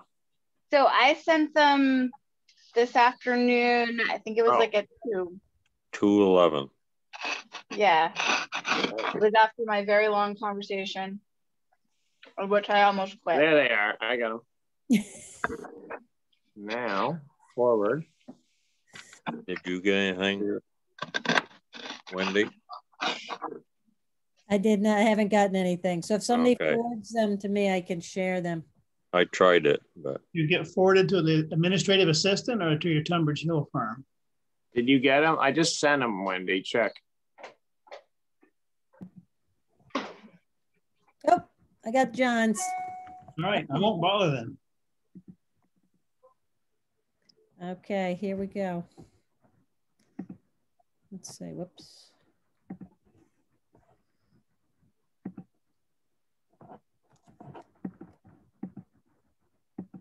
I can't get back to my screen share there.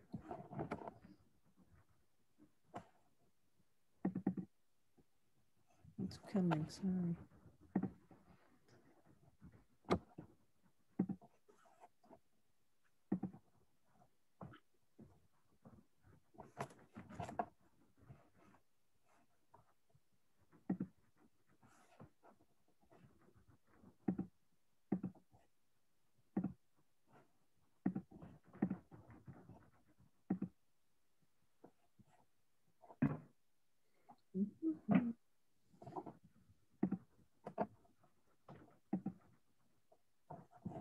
Sorry, I'm having a problem.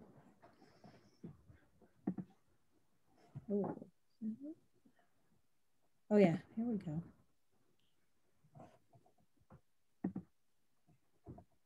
Look at that.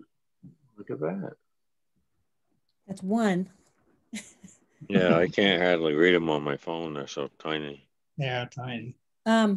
Is this what you need though? No, we want. No, that's not. No, helpful. we want the one that's got. It says orders. It's orders. Oh, order? You want orders or warrants? Warrants? Yeah. Yeah. I think they're both the same, just a different format.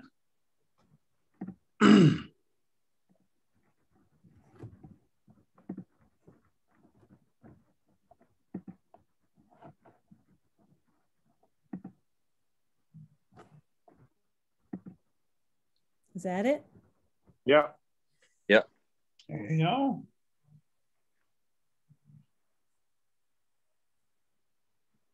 Tell me when you need a scroll. What's access mobility? I think it's maybe the elevator in the town hall, but I don't know. It is the elevator, the lift, when they come in and do their lift inspection. Once a year, don't they? Uh-huh. Yeah. And then every couple of years we have to do a CAT whatever, which is very expensive. Hey, what? Scroll up, Wendy.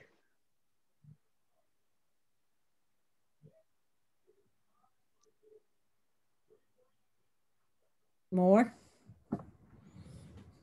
Yeah, if you got more.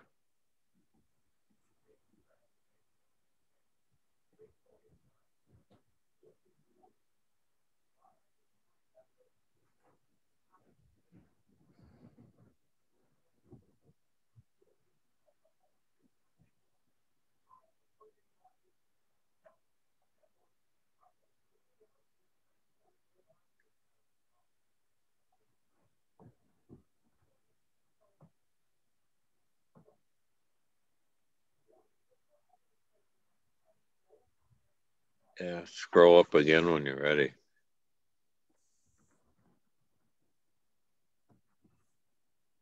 What's Lawson Products? Bolts and nuts. What's Kimball Midwest? Bolts and nuts. Oh, is it? Yeah. Never heard of that one. Well, they just started coming around. I've been buying stuff off them. Yeah. In fact, I sent them over there, but they have, you know, drill bits and tools and bolts and all kinds of stuff. Good quality? Yeah. We bought most of it's made $1,000 worth USA. of bolts. Yeah. Well, that's pretty good.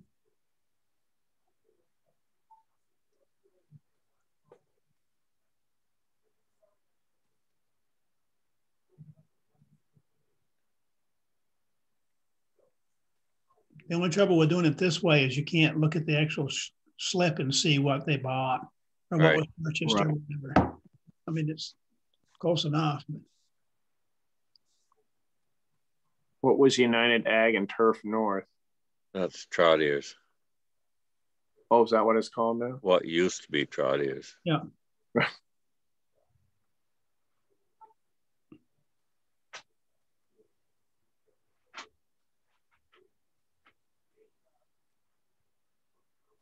Yeah, scroll up again, Wendy.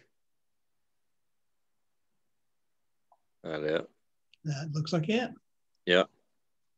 Well, I make a motion. Wait, there should be more. Is it that whole other thing that said orders or? No, that gives all the individual ones. Because there should be the truck one here. Yeah, I saw it. No, I mean for the actual truck. Oh. See that one? Oh, for the new truck? Yeah. There's like. No, I saw. That is me. I saw a key Dodge for the Dodge truck. Right, the repair. Yeah. Yeah, but I didn't see the. I didn't see for the Chevrolet.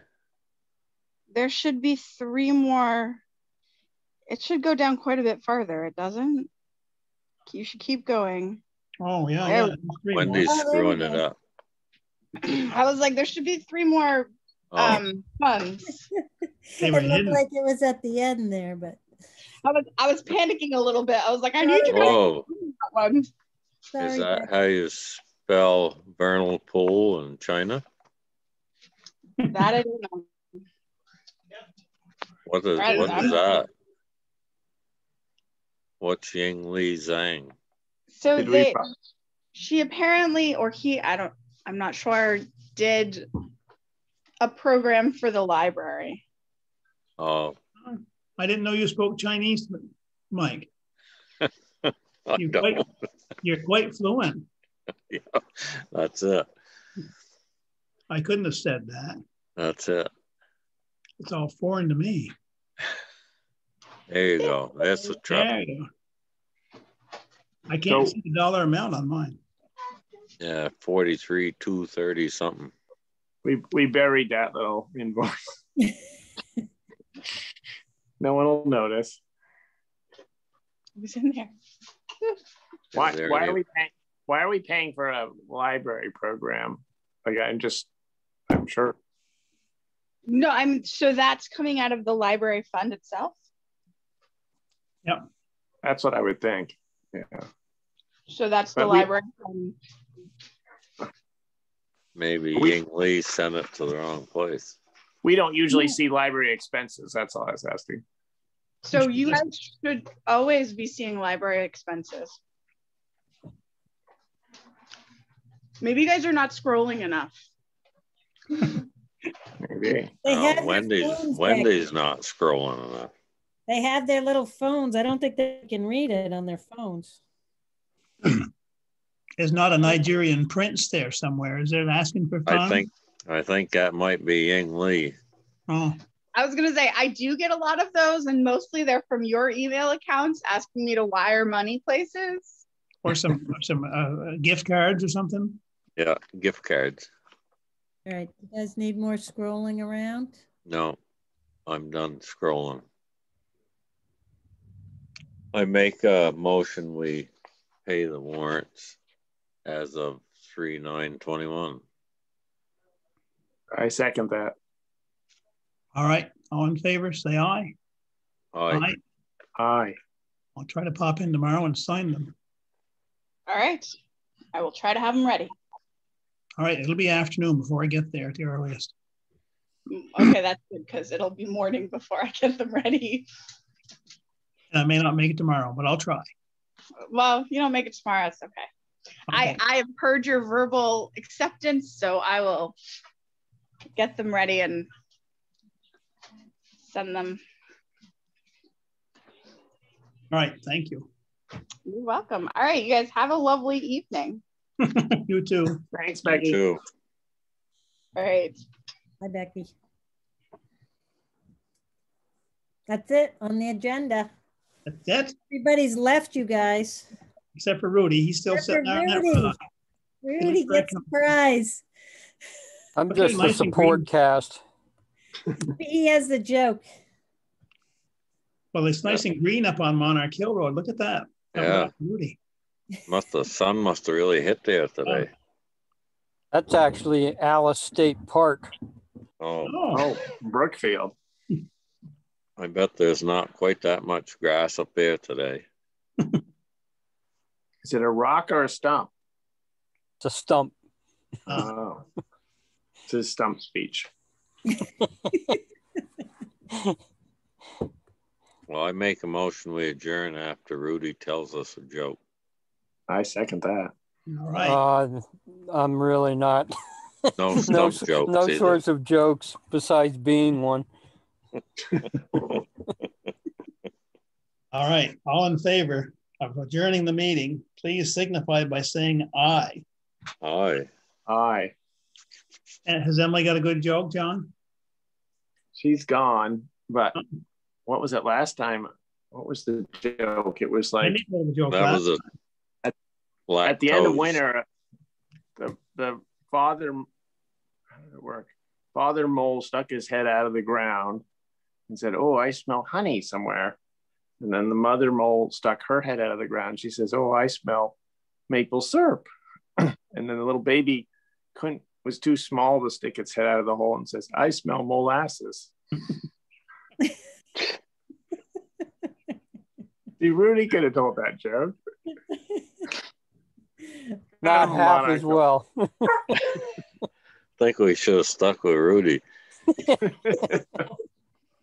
That was a word that we like to use I like to use it when I was a kid because you could say molasses and almost swear. Right, exactly. And it was still legal. All right. Thank you very much. What are action items? I'm gonna get hold of Nancy Howe and talk to her about the Ann Comstock money. Yep. I'm going to call Rodney and talk to him about the Flint Bridge. Oh, yeah. Oh, yeah. Yeah. Update us if it's a major thing. Yeah. Didn't sound like it. Yeah. Okay. I remember getting that email from Michael Schaefer, but I don't remember what it was about. Yeah. I think they just you know, 4 or 5 boards off up top. Yeah. Okay, well, start thinking about make little notes on what we want to cover in our select board report and in Right. the TQ. Yeah, the deadline's the 15th. For the TQ, I don't know what, and I know it's got to be right around then for NISA, I think too. So, when do we have a copy, right, of your town meeting warning? I was going to send it after I get the fire department number, but I can send you one now. No, we'll need that. I can talk to Becky too, I guess, but we'll need that for those specific numbers. Usually we put in, you know, our budget's this and this much has to be raised by taxes. Oftentimes we'll put that in the actual report itself and include, you know, that it's a 2% increase or a 1% decrease, that kind of thing. Okay. Yeah, I got my numbers from Becky, so I can send it to you if you're going to be writing a report right now, or you can wait till the end of the week or something. Yeah, no, I won't do it right now, but probably on the weekend. Yeah. All right, I'm going to leave. Lori and I had lamb chops for supper. Oh, here we go. That's not good. No, not lamb chop. It wasn't a relative of hers. Yes. There you go. All right, I'll see you around. All right. Yeah. Thanks, everybody. Have a good night. Thank you.